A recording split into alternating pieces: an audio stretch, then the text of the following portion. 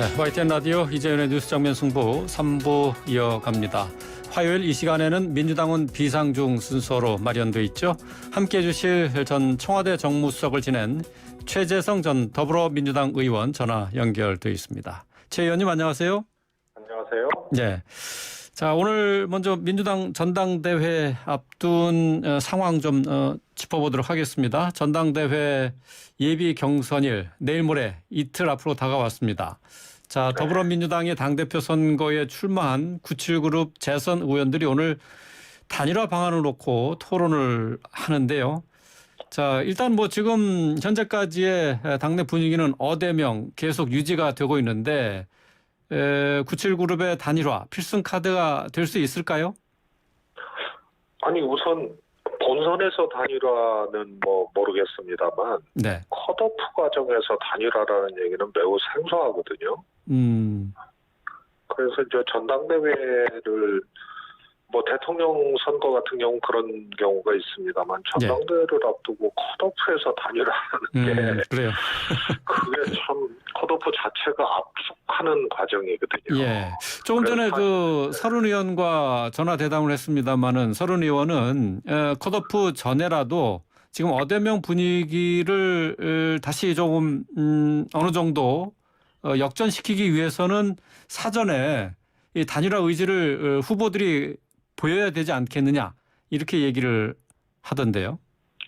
뭐 그렇게 뭐 주장은 할 수 있습니다만 일단 뭐 조금 생소한 풍경이죠. 네. 예. 그 필승 카드라고까지 여기기는 좀 쉽지 않은 거군요. 그렇다고 봅니다. 왜냐하면 이재명 의원하고의 이제 2, 3등 또 4, 5등 격차가 워낙 크기 때문에 네.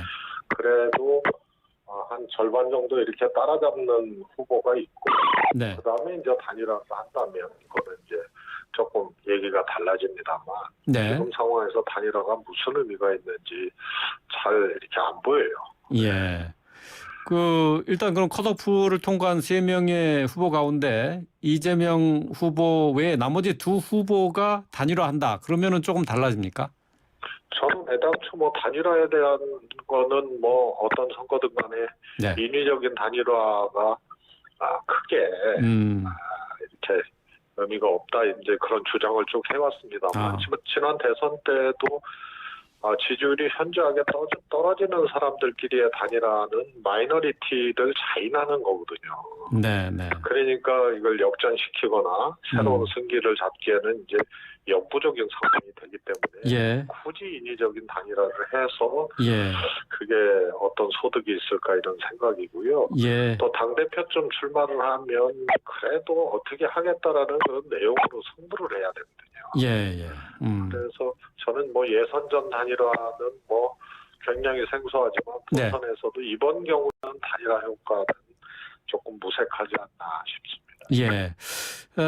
최 의원님 잠깐 좀 전화를 좀 끊도록 하겠습니다. 지금 전화 연결 상태가 좋지가 않은데요. 자꾸 잡음이 들려서요. 잠시 전화를 끊었다가 다시 연결하도록 하겠습니다. 자, 지금 최재성 전 청와대 정무수석과 함께 얘기를 나누고 있는데요. 8월 28일이죠. 민주당 전당대회 예정돼 있습니다만은 바로 이틀 뒤에는 당대표 또 최고위원에 대한 예비 경선 컷오프가 있는데 관련해서 얘기를 나누고 있습니다. 최 의원님 지금 잘 들리시죠? 네네. 네. 전화 연결 상태가 좋지 않아서 지금 다시 연결을 했는데 지금은 괜찮은 것 같습니다. 네. 자, 계속해서 이제 조금 전에 말씀하신 거는 어쨌든 97그룹이 단일화를 한다고 하더라도 어대명이라는 그 당내 분위기를 뒤집기에는 역부족이다. 이렇게 정리하면 되겠죠? 그렇습니다. 예. 네. 자, 이제 박지원 전 비대위원장과 관련된 얘기를 좀 해보도록 하겠습니다. 이재명 의원의 인천 계양을 출마와 관련해서 이재명 의원이 직접 전화를 걸어서 공천을 요구했다고 밝혀서 파장이 일고 있습니다. 그러니까 나를 공천해달라 이렇게 요구를 했다는 건데요. 이재명 후보는 여기에 대해서 별다른 언급을 하지 않고 있습니다. 자, 셀프 공천 의혹. 그동안 이재명 후보가 밝혀왔던 출마의 변과는 조금 상황이 좀 달랐던 거네요.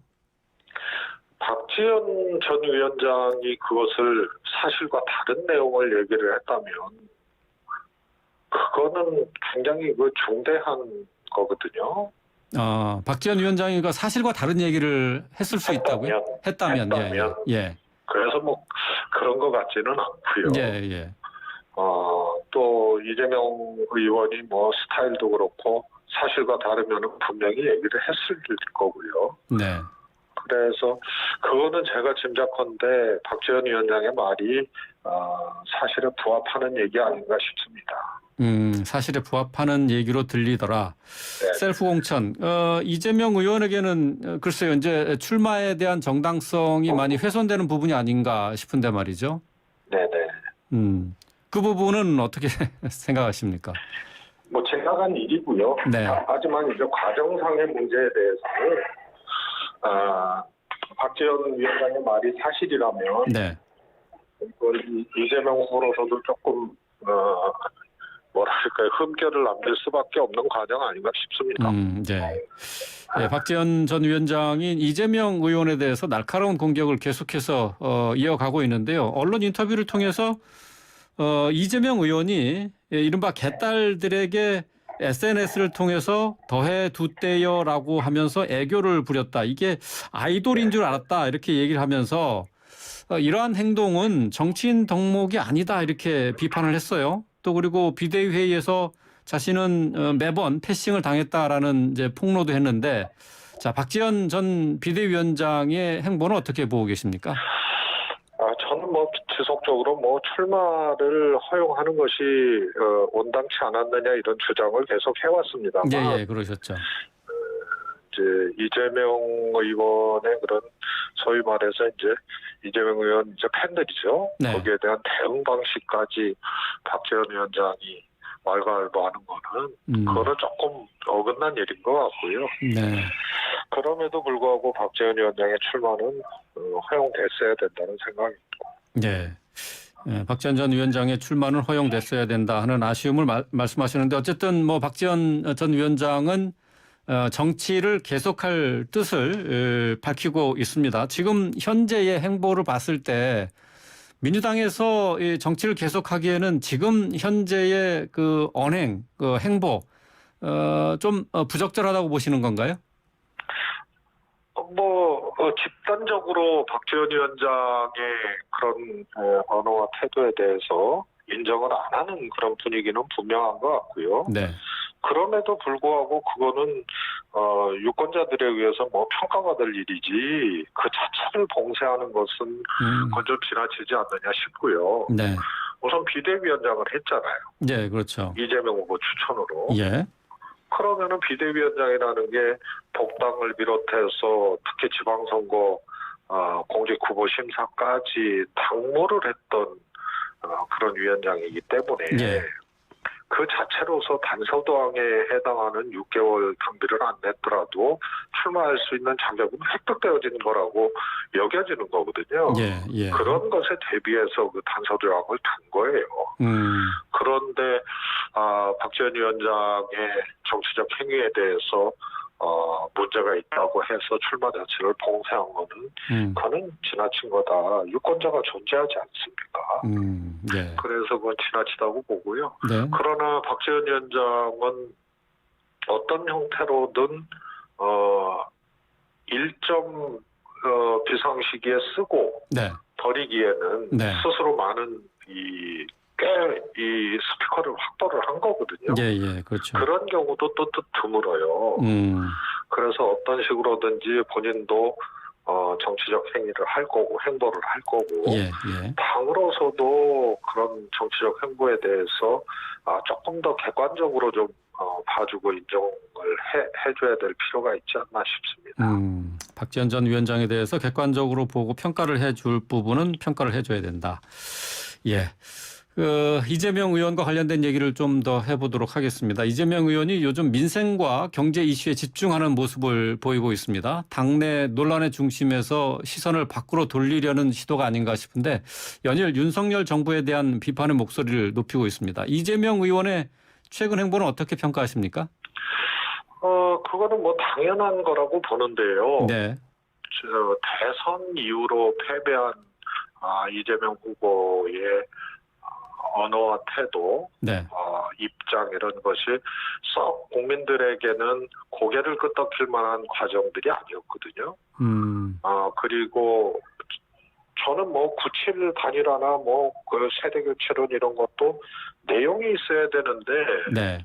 그게 없다는 게 아쉽기도 하지만 이재명 후보는 대선 이후의 과정들 이런 것이 썩 설득력 있는 과정이 아니었기 때문에 예. 당연히 지금도 시선을 꼭 돌리겠다 이런 건지는 모르겠습니다만 예. 당내 어떤 반론이나 이재명 의원에 대한 어떤 반대 기류 이런 것에 그거는 대응을 안 하는 것이 그것은 뭐 ABC라고 봅니다. 대응하지 않는 것이 맞다. 그렇게 보시는 거죠? 그럴 수밖에 없는 거죠. 그럴 수밖에 없다. 네. 예, 대응을 해서 뭐 득이 될 게 없다. 뭐 그런 판단을 할 수밖에 없는 상황인 거죠. 그렇습니다. 예. 자, 이제 당대표 선거 외에 이제 최고위원 선거도 관심 사항인데요. 지금 뭐 17명이 후보로 나섰습니다. 이 가운데 이틀 뒤에는 8명만 통과를 하게 되는 건데 그만큼 뭐 치열한 경쟁률을 보이고 있어요. 이제 최고위원 선거도 어대명의 연장선 아니냐. 결국 그 최고위원회도 친명 의원들로 구성되지 않겠느냐 하는 예측을 하고 있는데 어떻게 보십니까? 그건 뭐 여러 명을 뽑는 거기 때문에 당대표 선거하고는 다르고요. 그러나 이재명 의원과 소위 이제 정치적으로 가깝거나 함께하고 있다는 후보 중에 네. 2명은 이제 당선될 가능성이 있고요. 전 최고위원을 친이재명으로 그렇게 선발한다 이거는 불가능한 얘기입니다. 그래요. 그 친명 의원 가운데 당선 가능성이 높은 2명은 누구누구를 꼽고 계세요? 그건 뭐 예. 다 아시다시피 이제 박찬대 의원 같은 경우가 있죠. 그런 경우고요. 1인 2표기 때문에 예. 전략적으로 이제 한 표 정도는 또 묶어서 가겠죠. 그렇군요. 예. 정청래 의원도 뭐 당연히 되겠죠? 경계 지점에 있는 분이라서. 경계 지점이에요? 네. 그러나 본선에 진출하면 뭐 정청래 의원은 굉장히 이제 선전하리라고 보고요. 사실은 컷오프가 문제거든요. 컷오프가 문제다. 예. 그 과정에서 조금 이재명 의원 쪽에서 조금 역할을 좀 해준다면 컷오프 통과되면 정청래 의원은 당선이 유력하지 않나 싶습니다. 그렇군요. 중앙위원회에 이제 383명으로 최종적으로 그 숫자가 나왔더라고요. 이제 중앙위원회 선택을 받아야 되는 거죠?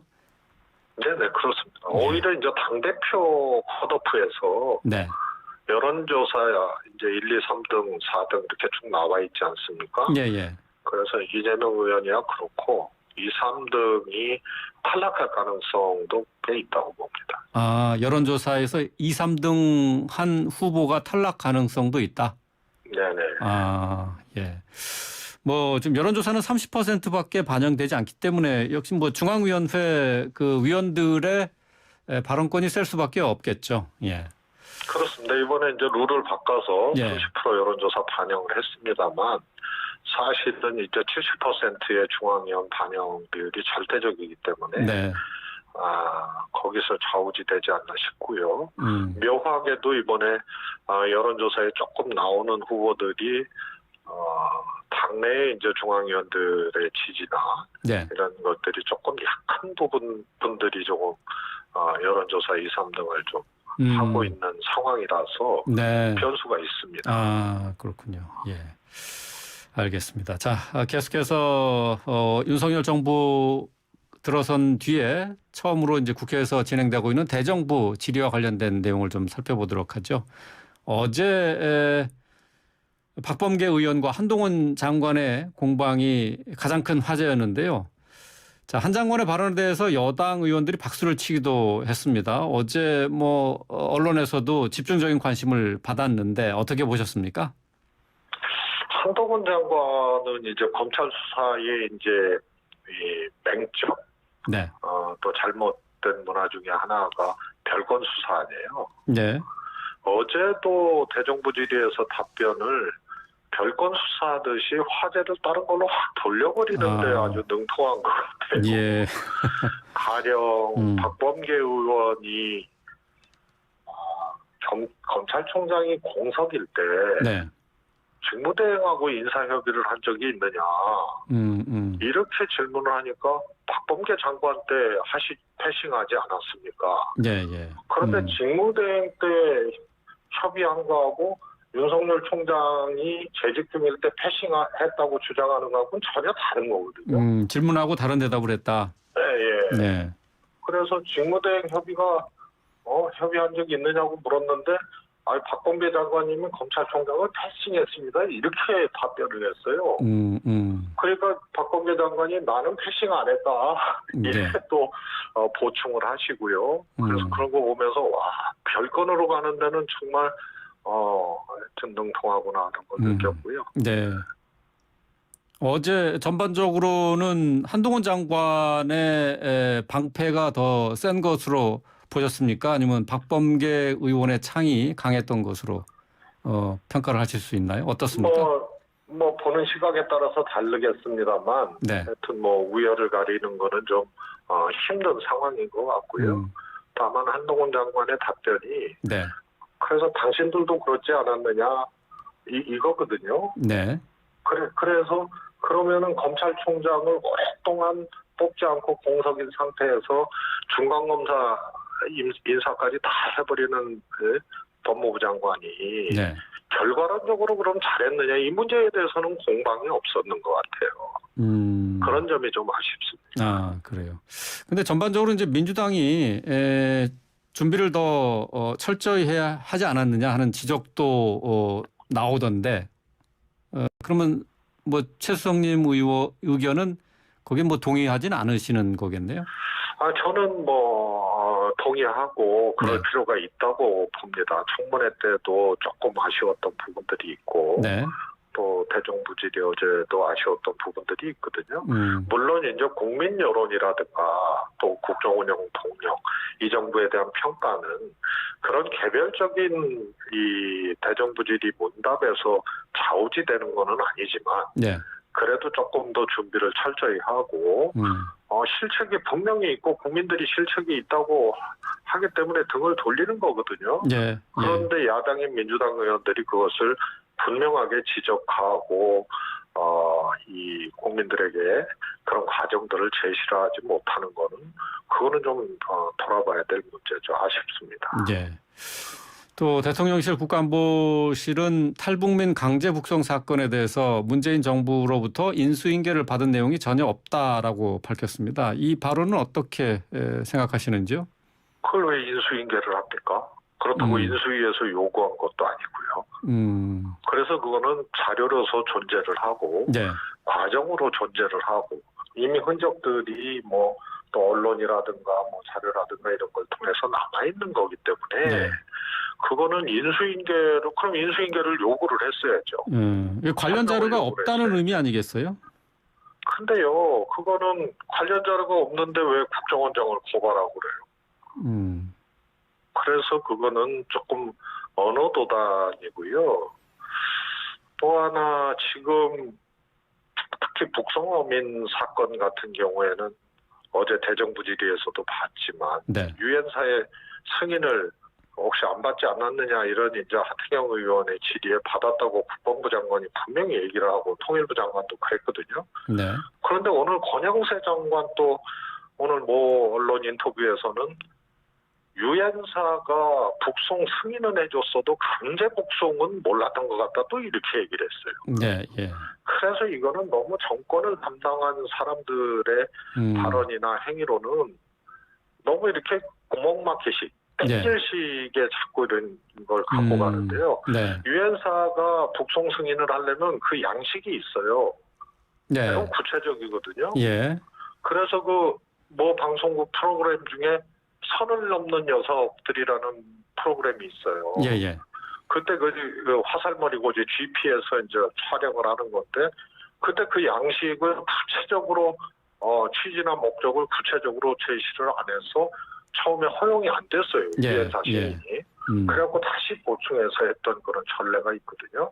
그런 정도로 취지와 목적 경위를 분명히 작성을 해서 내야 되는 그런 양식이 있기 때문에 권영세 이 장관의 주장은 정말 유엔사까지도 이런 정쟁에 끌어들이는 네. 이런 아주 좀 잘못된 그런 결과를 지금 만들어내고 있는 거죠. 네. 뭐 지금 현안과 관련해서 지금 경찰국 신설을 두고 여야가 계속해서 설전을 이어가고 있습니다. 지금 논란이 계속되고 있는데 이 사안은 어떻게 보고 계시는지요? 우선은 행안부 장관이 제가 보기에는 장관으로서 같은 일을 추진하고 처리하더라도 네. 너무 거친 것 같아요. 거칠다. 예. 네, 발언이 쿠데타오는 하고 그래서 저것을 충분한 논거와 설득의 과정들을 거치지 않고 졸속으로 저렇게 해버리고 반발이 일어나고 있는데 거기에다가 기름을 붓는 그런 거친 발언들을 계속 하거든요. 네. 그 경찰들의 저런 행위에 대해서 어떻게 쿠데타하고 비교를 하고 말이에요. 그래서 이거는 행안부 장관 발로 또 집권 세력 발로 이 소위 말해서 진화를 하는 것이 아니고 더 기름을 붓고 있는 것이다. 네. 그래서 이것은 조금 원래 이제 집권 세력이라는 게 대통령을 비롯해서 방어적인 자리예요. 네. 근데 이것을 그냥 일방통행식으로 공세적으로만 가니까. 네. 그게 국정 운영하면서 그게 정상적인 모습으로 보여지지 않는 게 더 큰 걱정거리죠. 오늘 윤 대통령은 뭐 약식 회견을 통해서 경찰의 집단 행동에 그 우려를 표하면서 중대한 국가기강 문란이다 이렇게 얘기를 했거든요. 지금 경찰을 향해서 두 번째 국기문란이라는 표현을 쓰셨는데요. 네. 지난번에 인사를 번복했던 거 있지 않습니까? 네. 지난번에요. 그래서 치안감 인사요. 치안감 인사. 예. 발표를 했다가 번복을 했거든요. 그때도 국기문란이라는 표현을 쓰셨는데 인사가 번복된 것에 대해서 국기문란 표현을 쓰셨으면 실제로 인사권자가 몰랐다는 거거든요. 그럼 엄벌을 해야 될 거 아닙니까? 근데 표현만 하고 그냥 끝났어요. 저는 그래서 윤석열 대통령께서 첫 인사안을 알고 있었다고 저는 생각을 하는 거고요.